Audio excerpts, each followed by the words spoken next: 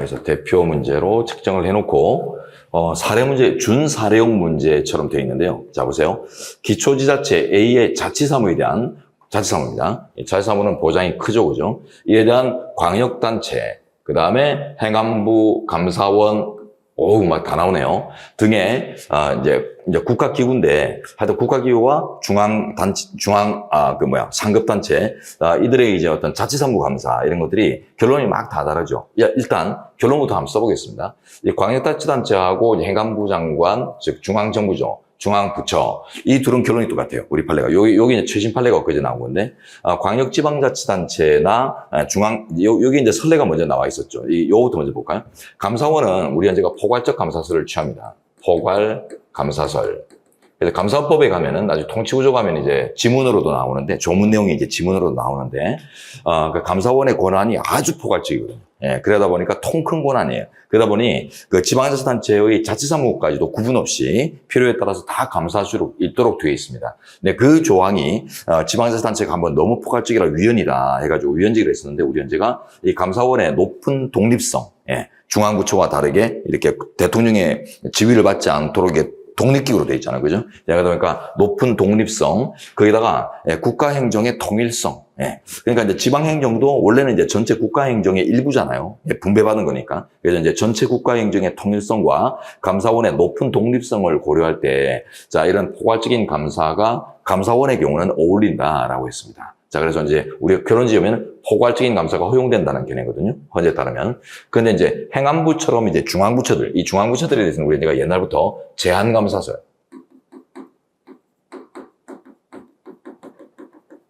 감사원의 포괄적 감사가 허용되는 마당에 중복적인 포괄 감사를 허용할 이유도 별로 없으며, 중복 감사 놓은 거. 거기다가 중앙정부는 그 자치권의 보장 취지와 바로 이제 그 구조 속에 맞닿아 있는 이런 존재들이기 때문에 너무 적극적이면은 이거는 이제 지방자치의 권한 분배를 오히려 해칠 수 있다. 그래가지고 제한적인 범위에 머물러야 된다 해가지고는 뭐 위법성 법령 위반 사항에 국한되어야 되며, 또한 위법 사실이 확인됨을 확인함으로써 비로소 이제 감사가 가능하지, 뭐 적발하기 위해서 하는 이런 것들도 안 되고, 막 이런 아주 제한적인 법칙들을 제시해요. 그게 이제 법률에도 이제 들어갔고, 아까 봤던 지문 속에 나왔던 법조문에도 여기서 나온 판례가 이제 일부 이제 수용된 결과거든요. 그리고 이제 요번에 이제 최신 판례가 광역단체, 즉 상급단체가, 중앙정부가 아니죠. 중앙정부가 아닌 이제 상급단체가 하급단체의 자치사무를 감사하는 할 때 적용되는 법리가 이게 문제였는데, 우리 현재가 똑같다고 했어요. 제한감사설.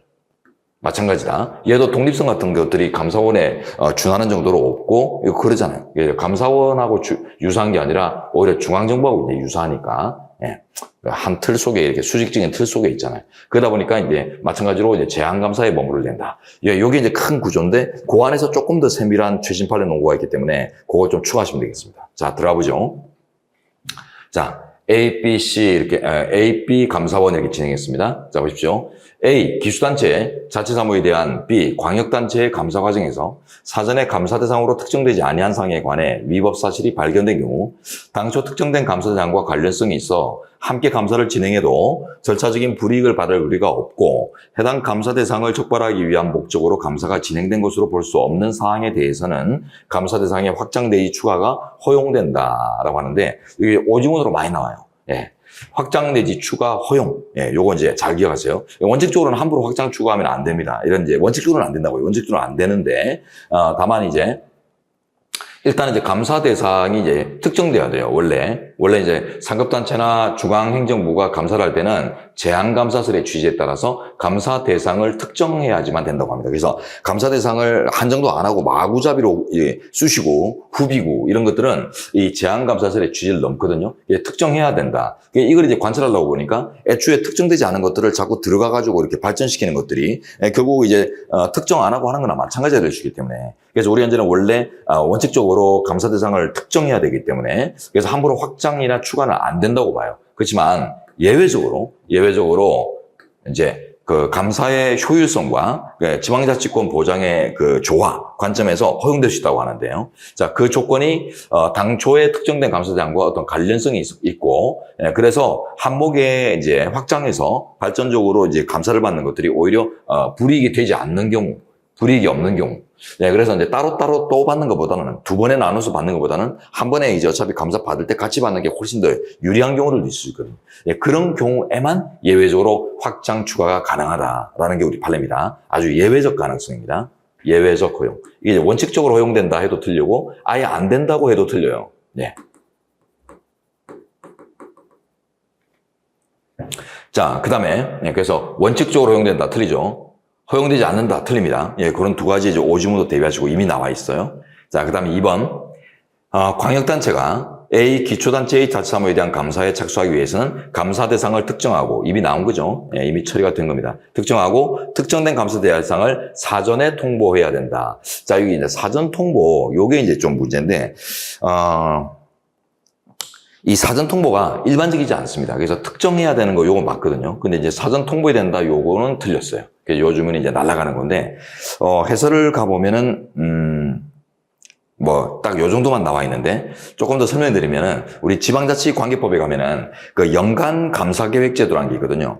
연간 감사계획 통보제도라는 게 있는데, 워낙 이제 자치사무 감사 같은 것들이 많이 이제 후달리다 보니까, 그래서 1년 단위로 상급단체나 중앙정부가 감사할 계획이 있으면은 그 계획서를 만들어가지고 미리 이제 보내주도록 하는, 예, 그래서 좀 대비할 수 있는 기회를 주는 이런 이제 감사계획서 통보제도가 있는데, 이 연간 감사계획서 통보제도는 사전에 이제 통보해야 되죠, 그죠? 예, 근데 그 외에 이제 수시로 이루어지는 이제, 수시감사? 예, 이런 이제, 수시적인 감사들 있잖아요. 예, 요런 것들은 특정감사, 이런 것들은, 그때 이제 이루어지는 그 성격 자체가 아주 특정한 어떤, 사안과 관련해서 급하게 들어가가지고 들여다볼 필요성이나 이런 것들이 막 상존하기 때문에 그래서 이런 감사 통보 제도 같은 것들이 없습니다. 그래서 무조건 통보해야 된다. 이런 식의 일률적으로 통보해야 된다 하면 틀립니다. 앞에 이제 연간 감사 계획 이런 표현들이 안 나왔잖아요. 그래서 이제 사전 통보 의무는 이제 일반적으로 없고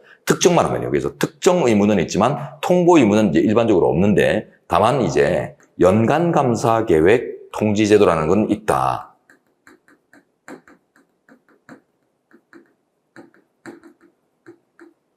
네, 요거하고 구분하셔야 돼요. 그래서 1년 단위의 감사 계획서를 이제 통지해줘라. 요거는 이제 우리 지방자치법에 가면 이제 법률에 있거든요.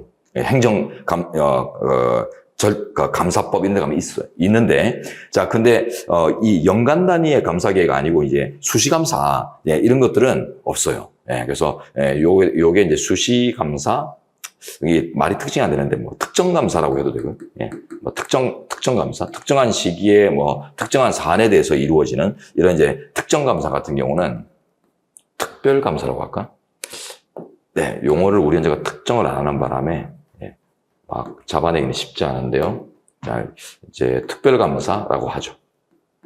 우리는 이해만 하면 되니까. 예, 이런 경우에는 이 통지제도가 없습니다. 예, 그래서 이제 일반적으로 통지는 통보 의무 또는 통지 의무까지가 일반화되어 있지는 않다. 예, 요걸 이제 잘 아셔야 되고요. 자, 이제 3번으로 가봅니다. A의 자치사무에 대한 행안부의 감사. 자, 행안부는 이제 중앙정부죠, 그죠? 중앙정부의 감사는 합법성 감사로 제한되어야 한다. 제한감사서요, 요거죠. 그리고 이제 포괄적 사정감사나 법령 위반을 적발하기 위한 감사는 안 된다. 좋습니다. 이 적발하기 위한 이런 표현들 헷갈릴 수 있기 때문에 좀 숙지 좀 잘 해놓으세요. 예, 적발하기 위한 감사. 이거는 그건 뭐예요? 결국 이제 법령 위반이 특정되지 않은 상태죠. 특정되기 전에 법령 위반을 이제 확인하기 위한 이런 표현을 또 씁니다. 적발하기 위한을 다른 말로 법령 위반을 확인하기 위한 요런 것들이 다 이제 사전 감사예요. 사전적 감사의 범주에 들거든요. 이런 것들이 적발하기 위한 이런 것들이. 자, 그러니까 얘는 적발을 해놓고 위법 사유나 이런 것들을 적발을 해놓고 그것 때문에 이제 들어가는 게 아니라 혐의를 갖춰놓고 들어가는 게 아니라 혐의가 있냐 없냐 한번 따져볼게 이런 식으로 들어가니까 요거는 이제 적발을 하거나 위법을 확인한 다음에 들어가는 사후감사가 아니라 이런 사전적인 감사가 되는 거예요. 그러니까 이런 것들은 너무 이제 포괄적인 의미를 갖게 되고 제한감사설의 취지를 넘어서게 됩니다. 자, 이제 4번으로 갑니다. A의 자치사무에 대한 감사원의 감사. 자, 감사원 감사는 포괄적이어도 되죠, 그죠? 포괄적 감사가 인정된다. 예, 좋네요. 요 안에 지금 이제 큰 구조, 판례에 이제 큰 구조를 먼저, 논리 구조를 먼저 잡아놓으시고 좀 세밀한 걸 이제 추가하자면은 요겁니다. 최근에 이제 요거하고 요게 이제 최신 판례로 좀 추가되는 거니까 좀 세세한 내용들까지 부과하면 좀 든든하실 것 같아요. 자, 이렇게 끝내고